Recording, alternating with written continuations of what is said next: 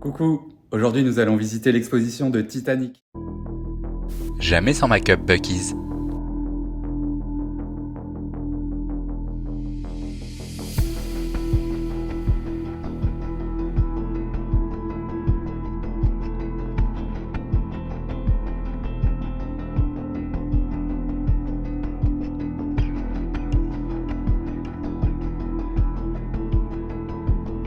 Voici la maquette au 1/50e qui nous attend à l'entrée.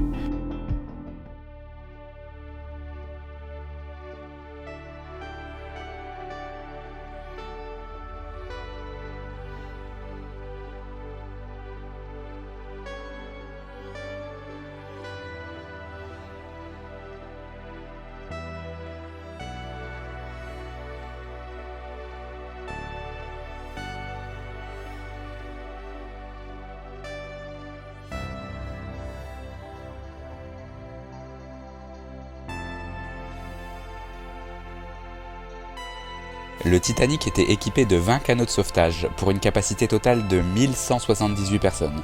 Il y avait plus de 2200 passagers. Seulement 712 passagers sont montés à bord des canots.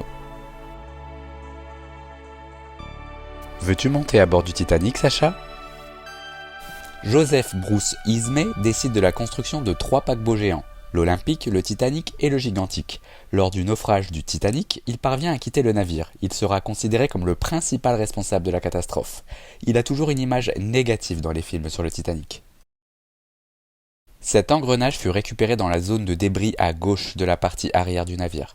L'équipe technique du Titanic maintenait l'état de fonctionnement au moyen d'outils souvent boulonnés à l'équipement dédié. Les membres de l'équipage sont restés à leur poste lorsque le navire coulait, pour maintenir l'éclairage et la radio le plus longtemps possible. La période des lampes à huile était révolue en 1912. Le Titanic était éclairé avec des ampoules électriques. On voit très nettement ici la douille pour mettre l'ampoule. Voici une valise en cuir qui appartenait à un passager.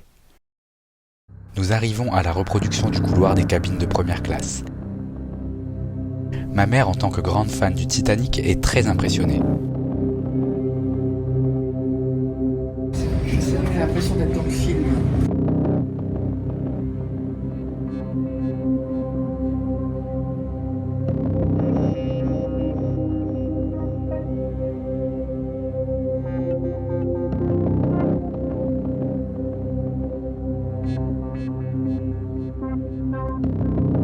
Le Titanic pouvait loger plus de 750 passagers de première classe. Toutes les cabines de première classe étaient particulièrement spacieuses, conçues avec les matériaux superbes et du bel ouvrage, qui pouvaient concurrencer les plus grands hôtels du monde. Le prix du billet de première classe sur le Titanic était de 2500 $, équivalent à environ 53 000 € d'aujourd'hui. Les 2 suites les plus luxueuses sur le pont B, toutefois, valaient l'énorme somme de 4 500 $, équivalent à 94 000 € d'aujourd'hui. Bien que les passagers de première classe du Titanic avaient accès à toutes les installations du navire, certains extras n'étaient pas gratuits. Pour profiter des bains turcs, de la salle de sport et du terrain de squash, un supplément était demandé. Ces carreaux de sol très solides équipaient les salles de bain de 3e classe. Ce pot de chambre était donné aux passagers en cas de mal de mer. Les robinets de cet évier de première classe se fermaient automatiquement afin de préserver une eau douce très précieuse à bord.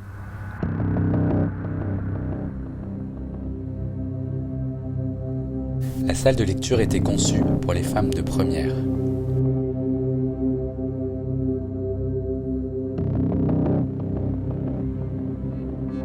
Ces billets ont encore un cours légal aux États-Unis. Ces carreaux de céramique étaient utilisés dans les toilettes publiques du navire. Valve de baignoire pour eau chaude et eau froide. Cette image de la baignoire de la cabine du capitaine Smith est très célèbre. La baignoire aurait disparu aujourd'hui, rongée par une bactérie. La salle fumeur était conçue pour les hommes de première.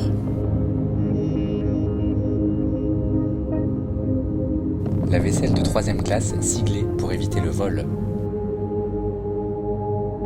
Une urne à café. Le restaurant.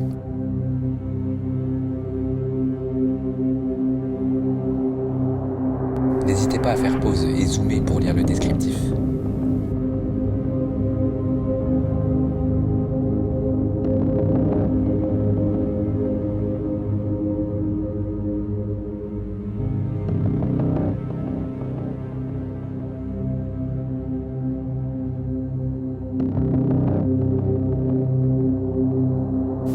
table en fonte fixée au sol en cas de tempête. Voici la pièce maîtresse de l'exposition. Pour la première fois en France, la reproduction du grand escalier. Il servait à accéder aux cabines de première. Le reste du grand dôme.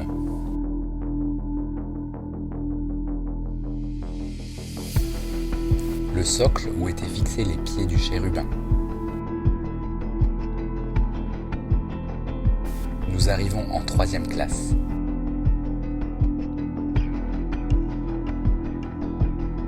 Quatre passagers par cabine. Le billet de 3e classe coûtait environ 35 $, soit 800 € aujourd'hui.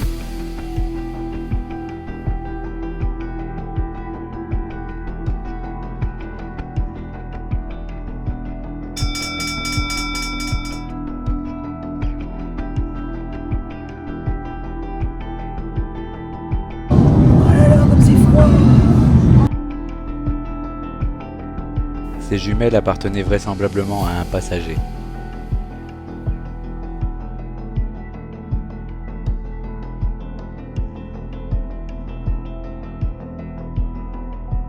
L'épave est coupée en 2 morceaux,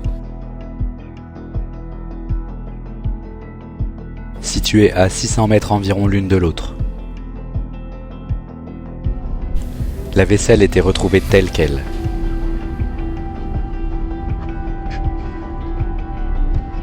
Ce portefeuille, qui appartenait à l'origine à Marion Minwell, contenait un bordereau de dépôt bancaire de 3 livres sterling, ainsi que 2 reçus.